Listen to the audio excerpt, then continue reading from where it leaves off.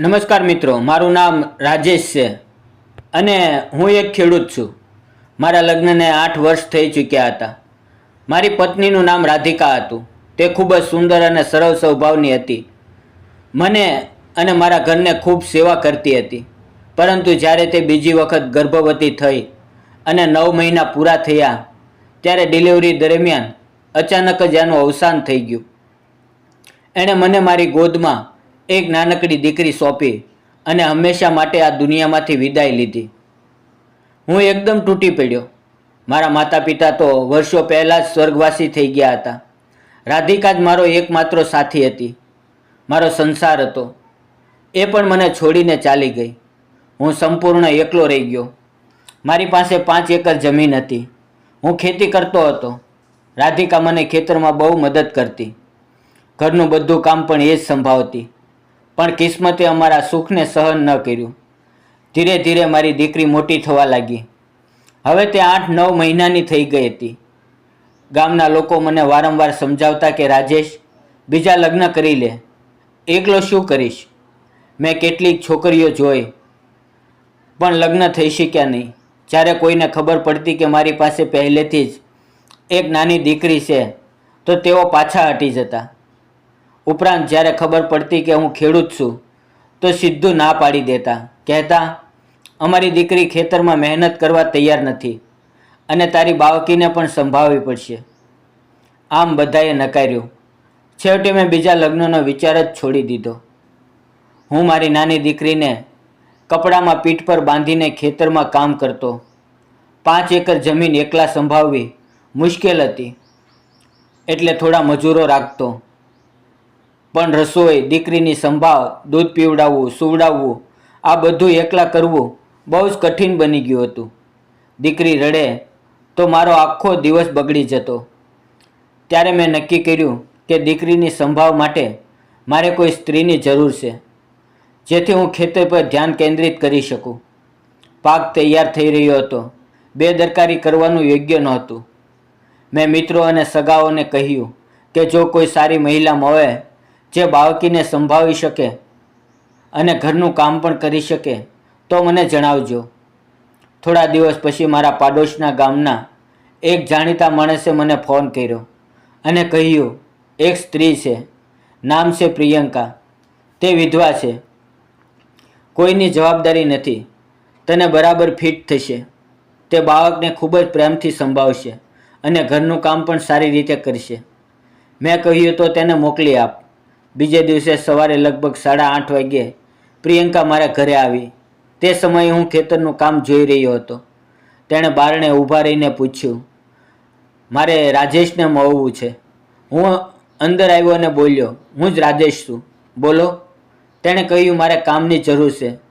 સાંભળ્યું છે કે તમારે નાની બાળકીને સંભાળવા માટે કોઈની જરૂર છે.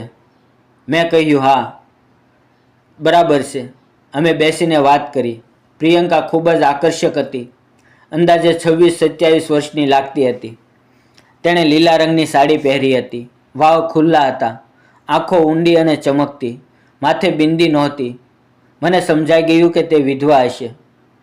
મેં પૂછ્યું, તમારું નામ અને ક્યાંના છો? પહેલાં શું કરતા હતા? તેણે જવાબ આપ્યો, મારું નામ પ્રિયંકા છે. હું વિધવા છું. મારું કોઈ નથી, એકલી જ છું. આ સાંભળીને મને દુઃખ થયું. મેં વિચાર્યું, આની હાલત પણ મારા જેવી જ છે. પછી મેં નક્કી કર્યું કે તમારે મારી 9 મહિનાની દીકરીને સંભાળ રાખવી પડશે, રસોઈ બનાવવી પડશે, ઘરનું કામ સંભાળવું પડશે. તેણે કહ્યું, બધું ઠીક છે. મેં કહ્યું, રહેવાનું? મારા ઘરમાં 4 રૂમ છે, એક રૂમ તમને આપીશ. તેણે સહમતિ આપી. પ્રિયંકા એક રૂમમાં રહેવા લાગી. હવે હું નિશ્ચિત થઈને ખેતરમાં જવા લાગ્યો. પ્રિયંકા મારી દીકરીને ખૂબ પ્રેમથી સંભાળતી. તેને દીકરી સાથે બહુ લગાવ થઈ ગયો.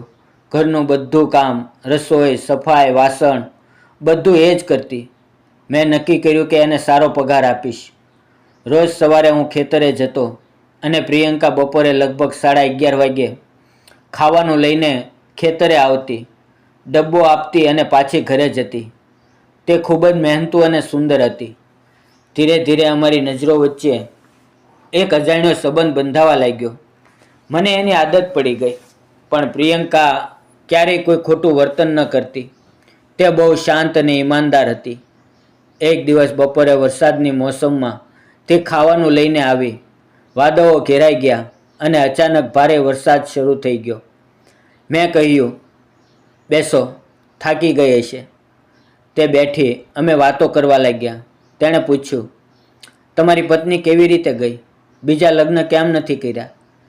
મેં બધું કહ્યું. પછી મેં પણ પૂછ્યું, તમે બીજા લગ્ન કેમ નથી કર્યા? તેણે કહ્યું, હું ગરીબ છું, કોઈ મારી સાથે લગ્ન કરવા તૈયાર નથી. તેનો અવાજ બહુ મધુર હતો. વરસાદ વધુ થયો. મેં મારો રેઇનકોટ તેને આપ્યો અને હું ભીંજાયો.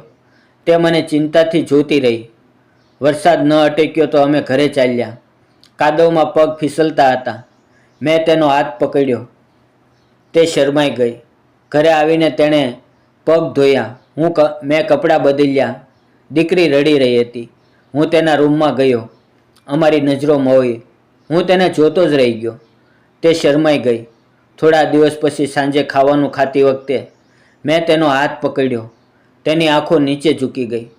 મેં એને પાસે ખેંચી અને કહ્યું, પ્રિયંકા, મને તને એક વાત કહેવી છે. શું તું મારી સાથે લગ્ન કરીશ? આપણે બંને એકલા છીએ. તને પણ સહારાની જરૂર છે, મને પણ. ચાલ આપણે એક નવું જીવન શરૂ કરીએ. તેની આંખોમાં આંસુ આવી ગયા. તેણે મને ગળે લગાડ્યો અને રડવા લાગી. તમે મને બહુ આદર આપ્યો, સન્માન આપ્યું. હું તમારી સાથે ખુશ રહીશ. આમ અમે કોર્ટમાં લગ્ન કરી લીધા. હવે પ્રિયંકા મારી દીકરીને પોતાની જેમ પ્રેમ કરે છે, ઘર સંભાળે છે, ખેતરમાં પણ મદદ કરે છે.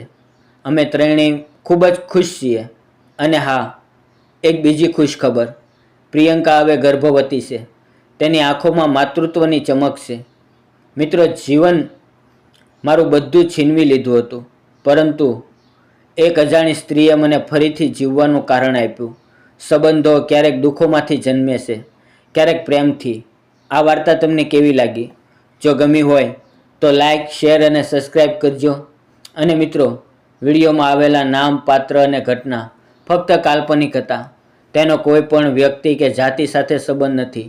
આ વિડીયો ફક્ત મનોરંજન અને શૈક્ષણિક ઉદ્દેશથી બનાવવામાં આવ્યો હતો. તો મિત્રો, વિડીયોને જતાં એક લાઈક, એક નાની એવી કોમેન્ટ અને ચેનલને સબસ્ક્રાઈબ કરવાનું ભૂલશો નહીં. ફરી મળશું મિત્રો એક નવી વાર્તામાં. ત્યાં સુધી આવજો. ધન્યવાદ મિત્રો.